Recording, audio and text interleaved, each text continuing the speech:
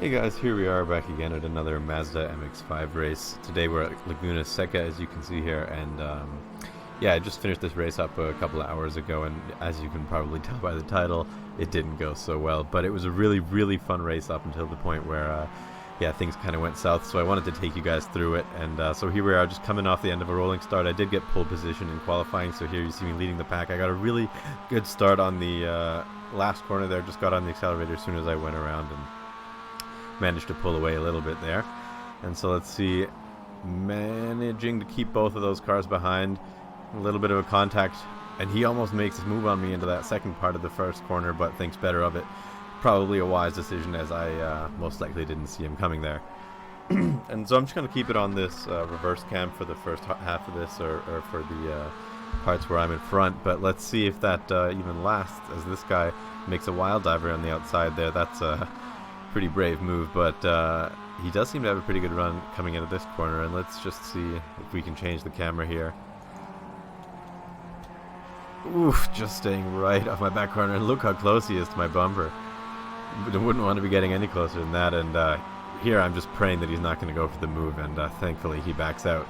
But I actually do make a mistake, probably too busy looking in my mirrors, if I'm honest, because that's the last thing you want as a driver diving in inside there, and oh man, he really wanted the inside line there, but I didn't give it to him, and you can see me here just taking a little bit of an unoptimal line through there because I had to get out of the way for the braking zone, and managing to keep him behind, and he makes a desperate dive there, and just about managing to keep his car under control. So I'm still in the lead as we speak, but this guy really wants to know how fast I can go, and here you can see me taking the defensive line there, probably braking a little bit too early, and oh my gosh, what was that? A terrible move by him, honestly. I mean, yeah, I made it, might have gone a little bit deep, but unfortunately he just ran right into the back of me. Not entirely sure what he was thinking there, but I can see how that might be difficult if you're playing on a monitor and not VR to see a car from that angle. Now, if I remember correctly, and yes, there it is, you can see he actually gets spun out there, and honestly, unfortunate for him. He was really putting a good fight up for first place, but definitely too aggressive for this stage in a 15-minute race to be putting in those kind of moves. And now I'm in a battle for first place with this blue and yellow car behind. I like his livery, and speaking of livery, I've got a nice people against distracted driving sticker on my hood. That's what you're looking at there. Not entirely certain their intention was the same as mine when I put that on the car. I'm pretty sure it's against drinking and driving or something along the lines of not texting and driving, but you know, those rules apply for racing as well, I suppose. Now here we are, I got a terrible run up there. He's going to make a move. I'm taking the inside line because that's definitely where you want to be on this corner. It's tough to go around the outside because you just run out of road. So there you go, managing to keep him behind quite easily. If you've got the inside line there, shouldn't be too much of a challenge. But I've seen some videos on the iRacing channel where they go side by side through there in some Ferraris, and it looks spectacular. But that's not something I can really afford with my my current safety rating and where I'm at. I'm trying to get to A right now, so let's see how this goes. I'm managing to keep up a pretty good pace, and that guy in the turquoise car that was trying to overtake us earlier was definitely the fastest car, I think, of the ones behind us. But I can tell you that a lot still happens in this race, and I don't want to skip ahead just yet. Let's just see if this car behind manages to sneak up. You can see he's very, very late on the brakes there. I'm not sure if that was entirely intentional or not, but either way, we probably took the better line through there, and so won't have to worry about an attack for a little while. That corner we just went through there is quite tricky to get right. As you can see, I'm running wide on the exit there because these cars really like to understeer through there, as with this one. I just take a little bit of that curb there, which is honestly not even the worst thing. It's much better to take a bit of that curb than to run wide there. That can really mess your day up because these cars really are quite understeery, and since they don't have a ton of power, you want to keep as much momentum as you can going through the corners.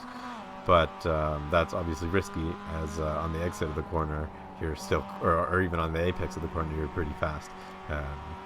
Not to mention getting the cars turned in. Let's just see if we can switch to chopper cam here. A little bit of an alternate angle for you guys. Oh, as this guy does the same move he did last lap again, trying to go around the outside there, but as you can see, it's really difficult to judge the braking. I mean, that entire corner is completely blind. I'll switch to the cockpit view on the next time we go around so you guys can get an idea of what that looks like. But as you're coming over there, you literally cannot see anything. So if you don't have a lot of experience on this track, that's a real tough corner. I mean, it's a legendary corner in motorsports, no question. But honestly, I kind of hate it. It's ruined a couple of my races, and it's just a tough one to get right lap after lap. So I guess that's why some people love it. But to me, it's a bit of a finicky one, and yeah. So let's see what happens here. You can see the red car making a move. Very, very ambitious dive there. The blue and yellow car definitely saw him coming in the mirrors, gave him some space, which in hindsight he might not have had to do, but the smart move nonetheless. As you can see, the red car does eventually pull ahead, and we are making a good gap to the cars behind us here. So let's just see if we can't zoom out a little bit more here, and let's just speed it up by 2. And see how these next few laps unfold. Maybe we'll go up to 4 times. Oh, you can see the car behind, also a red car, running very... English is difficult. And let's just, skipped ahead a little bit there. See, that's why I don't really like skipping, because it kind of spoils the race, because you don't know when to stop skipping until something interesting happens, and that's already happened. So here you can see me taking the defensive line, me and this other red car battling it out. I definitely forgot to switch to cockpit view for the corkscrew as I promised, so I'll do that on the next lap. As you can see me squeezing him here as tight as we can possibly go. And I'll just quickly switch the cameras here a little bit closer. And he's actually managed to get past me on the inside line there. I tried to dive around the outside. No luck, unfortunately. And in doing that, I actually lost a place to the blue and yellow car as well. So not great racecraft for me there, if I'm honest. And now I'm going to have to battle to see if I can get back up to first place. Obviously, starting on pole position, you can only go down from there.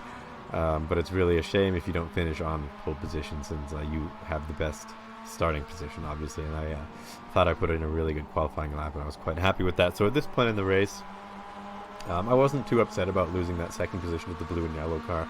I accepted that that was going to happen. He just followed that red car through. And ooh, you can just see me not wanting to get on the brakes all too much so I don't lose too much time to this car ahead, but just enough to get out of the way of that blue and yellow car skidding off the road, and that problem seems to have taken care of itself there.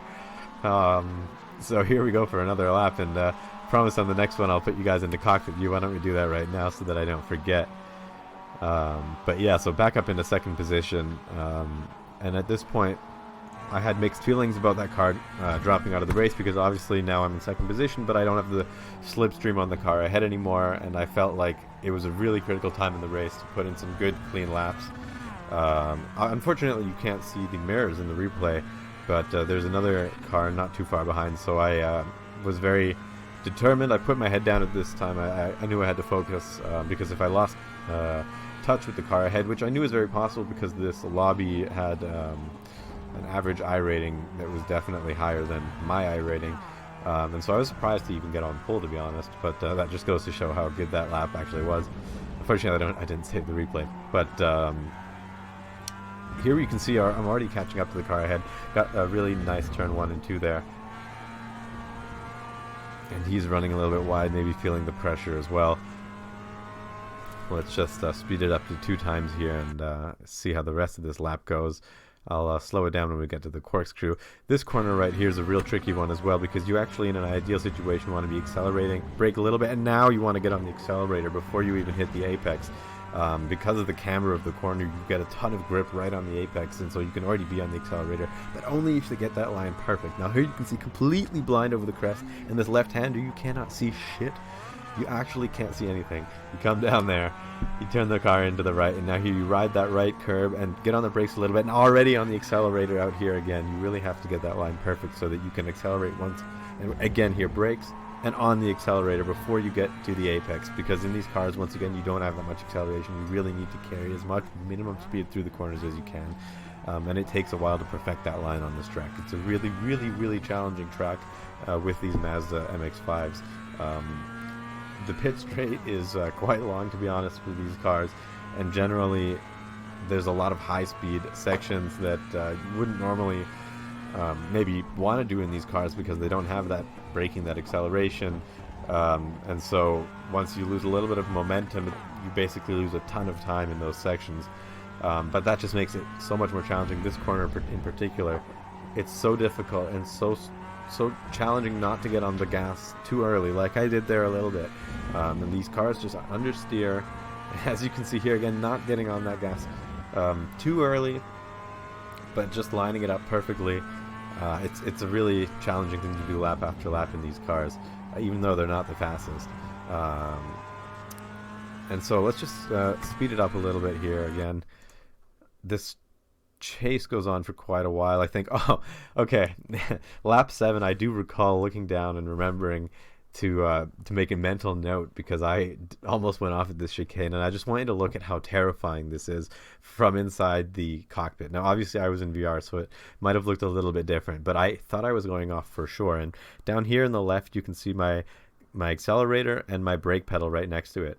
And you'll see that right at the apex of the corner, the missed apex, so to speak, I have to completely let off the brake, even though I thought I was probably going to miss the corner entirely, because I knew that my only shot was to lift off the brake to give it the maximum turning potential that it had. And that was probably the biggest brain moment I've had in my sim racing career, to overcome my natural instinct to just stomp on the brake pedal. But yeah, enough talking. I'll let you guys see it now. This was terrifying, and you can keep an eye on the brake pedals down here.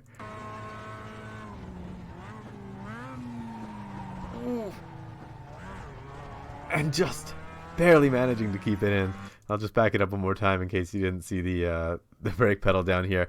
You can see fully on the brakes here, fully on the brakes, and at this point I knew I was too fast, and I had to get off him completely and just get back on the throttle. And I was so surprised it worked, honestly. That was a terrifying moment in this race for me. And here, let's just speed it up a little bit. I'm catching up to the guy ahead quite nicely, actually. Definitely don't think I'll be making a move on this lap, but we'll put it down to a regular speed just in case, and let's see what happens. This first corner, I'm shifting down into the second gear, especially early, just to rotate the back of the car a little bit. I get it really into the groove of doing that later on in this race as well. So you'll see me doing that especially later on, where I really just shift down into second gear earlier so those rear tires lock up a little bit. I don't have a handbrake on my setup. Maybe if I had a handbrake, that's something I could use that for. And it helps rotate the car and give you a better acceleration out of it, since it is such a heavy braking zone. V-shaping it really seems to do the trick there. And here you want to actually hit that white section of the curb on the end, on the inside, rather than the red curb on the apex. Now, we'll speed it up a little bit again. As I said, this battle does go on for quite a while. Now, we're definitely closer on this lap. And I'd realized at this point, you might have seen it as we sped past it, that at the corkscrew I was quite a bit faster than this guy ahead. In this section here, he was quite good, although on this particular lap I seem to have gotten quite a nice run. But in this section he actually tended to pull away from me, and you can see me running a little bit wide there again. Fortunately, you don't get an off track for doing that. If you just get like one or two wheels a little bit off the track, once again like there, most likely not an off track, which is nice, because those things do happen in real life racing. That would most definitely not be punished either. And so here, that's going to be an off track for sure. Definitely just overdriving the car a little bit. If you remember 2 laps back, almost overshooting the corkscrew. I'm really trying my darndest to catch up to this guy. You can see he's running a little bit wide there as well, so he's probably cracking a little bit under the pressure, but clearly I am cracking a little bit more. And once again, going deep into the... yeah, that's not ideal. Although I did manage to save it somehow. I'm just going to go back there, and let's look at this from a different perspective. I think we've probably been in this camera for long enough now. Look at this. I shift down into second gear earlier than I had to get the rear to rotate around right there. Oof, that could not have possibly been closer to an off track. I'm very, very happy that didn't go wrong, because that could have been a race-ending incident right there with the rear kicking out as it did. But thankfully, just managed to grip before we ran out of road. And so let's just skip ahead a little bit again. this guy up here definitely doing a really good job of setting the pace. He's quick, no doubt about that, but he's not pulling away from me, which is a good sign. Oh, and it looks like he had to slow down there. Now, I remember this in the race, and my immediate thought was that he must have gotten a slowdown penalty for cutting the corner. Let's see if he cut this corner here. Yes, he did. Right, so he got a slowdown penalty for that, and you can see him serving it right here as I'm coming from behind. Pretty unfortunate for him, of course, but that is a driver mistake, and he gets back on the throttle right there, but I'm coming in with quite a bit of speed. It's not quite enough to make it on this corner, but I get a pretty good run. He's taking the defensive line, definitely closer than I've been on the last couple of laps, and this is going to give me a fantastic opportunity. Now, I actually did get an off track there. I remember thinking that was worth it. I didn't do it on purpose, but it was worth it, because as you can see here, I'm catching him, getting a really good run. He determined to take that inside line, budges me out of the way, and so I was like, fine, I'll go around the outside. Not as easy as it sounds, though, as you'll see here. I had so much more speed. I actually ran to the back of him a little bit there, but it was 0x, so no big deal. And once again on the exit, so much more speed. I had to run much wider than I wanted to. But fortunately, it was enough to get my nose inside of him there, and perfect on the brakes. Just managed to slip it by.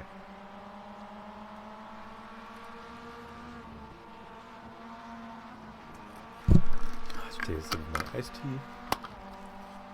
And we're back in first place. There we go. So nicely done by him for defending all those laps, but one little mistake, as you can see on the corkscrew there, and that's all it takes. I was fortunate enough to be there to capitalize on that opportunity, but if I had fallen back a little bit further, that might not have been the case. Now, at this point, I think we're about 2/3 of the way through the race. I had about another 5 laps to go, and I was cautiously optimistic, but of course, as you can see, the guy behind still putting on pressure, and our pace was fairly equally matched before the incident, so I was determined to not let him overtake me, and you could definitely see the disregard there a little bit for him diving down the inside potentially. I remember seeing him coming in the mirrors and thought, no, you're not going for the move here. I am far enough ahead. And I just went for my line, and thankfully he did get it stopped in time. But here, unfortunately, that same mentality is what cost me the place. I didn't expect him to dive down the inside, but I made the switchback nonetheless. Whoa, side by side through there. He definitely has more speed than me here, though, but fortunately I'm going to get the better line through here, and right back at him again, just managing to keep that car out of the side of him and on the track. I think this will look really cool from the cockpit view here. Where is that cockpit? You know, these moments are crazy in the car, because I'm full on the throttle at this point, just hoping. Ah, shit, that's not I'm I'm not even on the right camera. Here we go. When I'm coming out of this corner here, full on the throttle. You'll be able to see it, the throttle trace in the bottom left, right here. And I'm just hoping the car grips enough to not run him off the road. But fortunately it did, and I managed to get the position. I really like that guy's livery back there. I might have to adopt something like that myself. Makes it look very nice. But he is actually coming back at me here. Side by side into this corner is always fun. I managed to take a pretty clean line there. Despite braking quite late, I was a little bit worried I might go wide, but sometimes the car just hooks it up exactly like you want it to. And through here, always a little bit hairy, but managing to get a good run, as you can see us pulling away from him as he just slips off the bottom of the screen. And once again, we go into the corkscrew. He's definitely... Oh no. Oh no. Ladies and gentlemen, I done goofed. I done goofed bad, and I fucked it up, and I fucked up the race in a very anticlimactic and unspectacular way. I was so upset when this happened. Oh my god, you guys. Maybe I'm the problem. Oh brother, I don't know what happened. I just... what went wrong? What went wrong? There's a way to go slow motion in this editor. I'm just not 100% sure how. No. How do you do it? No, okay. I'm not sure how you go slow motion, but I got on the throttle too early. That's it. And then it just slipped out. Wow, there was no holding that. I mean, that's what I'm talking about. You can't see anything in this corner. It's completely blind, and I mean, you kind of got to orient yourself on the trees on the horizon, but I kind of don't like this kind of corner where you can't see anything, as you can see there, just coming over the cliff, so to speak, and suddenly greeted with a face full of sand. This was very unfortunate, but nonetheless, we are still in the race. Fortunately, I didn't get enough damage to have to pit, and so as the trooper that I am, I finished off the rest of this race. Nothing spectacular happened. I believe one car ahead of me crashes out at some point. And so I gained one position back. There you can see me passing him after he crashed, and that's about all that happens in the rest of this race. That's how quickly things can go. But just goes once again to show that racing in real life as well as in the simulator is mentally one of the toughest things you can do. You have to stay completely focused for the entire duration of the race, and even just a second of unconcentration and getting on the throttle a little bit too early, like I did there, can end your whole race, or in this case, thankfully not end it, but ruin your results. So yeah, definitely a great race, and some really, really good drivers, but didn't get the result we were looking for, did we? Thanks for watching, and stick around for the next one.